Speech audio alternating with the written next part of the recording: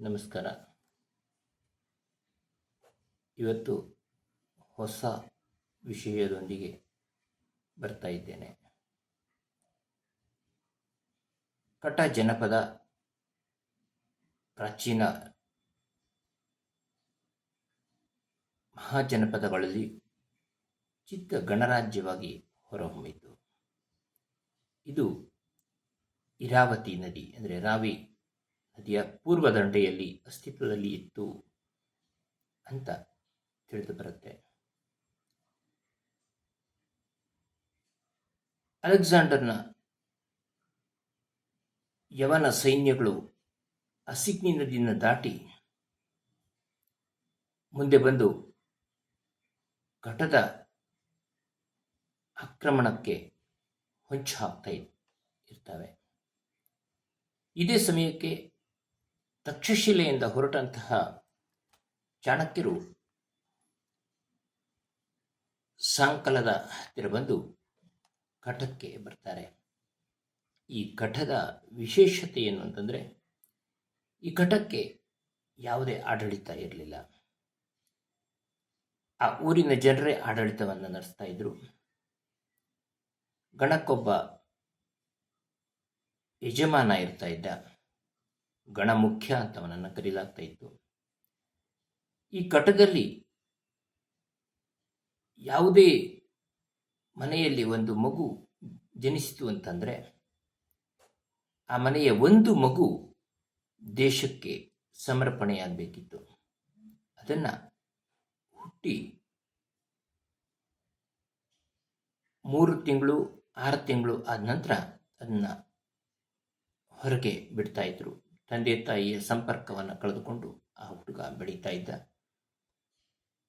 ಬಹಳ ಒಳ್ಳೆಯ ವಿದ್ಯೆ ಹಾಗೂ ಯುದ್ಧ ಶಿಕ್ಷಣ ಎಲ್ಲವೂ ಸಿಗ್ತಾ ಇತ್ತು.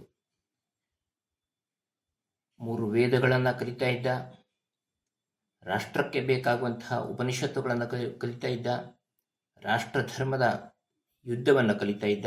ಹೀಗೆ ಒಬ್ಬ ಹುಡುಗ ಆ ದೇಶಕ್ಕೆ ದೊಡ್ಡ ಆಸ್ತಿಯಾಗಿ ಹೊರಹೊಮ್ಮತಾ ಇದ್ದ.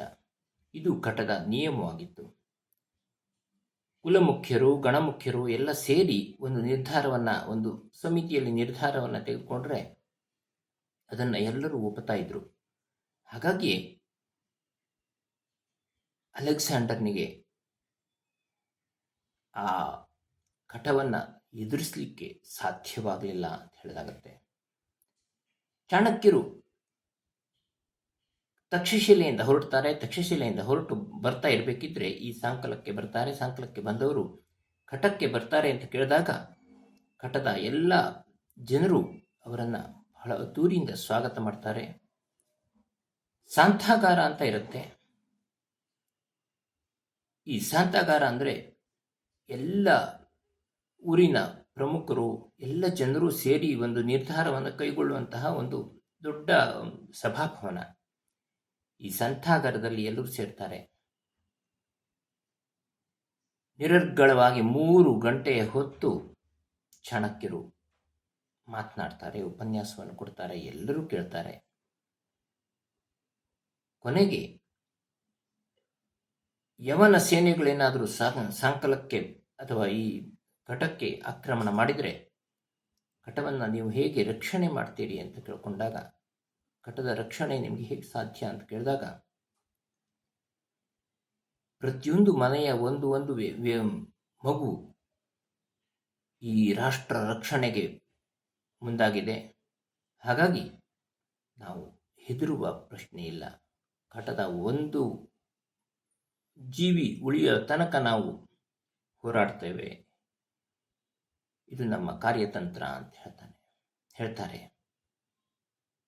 ಹೀಗೆ ಅನೇಕ ವಿಷಯಗಳನ್ನು ಒಳಗೊಂಡಂತಹ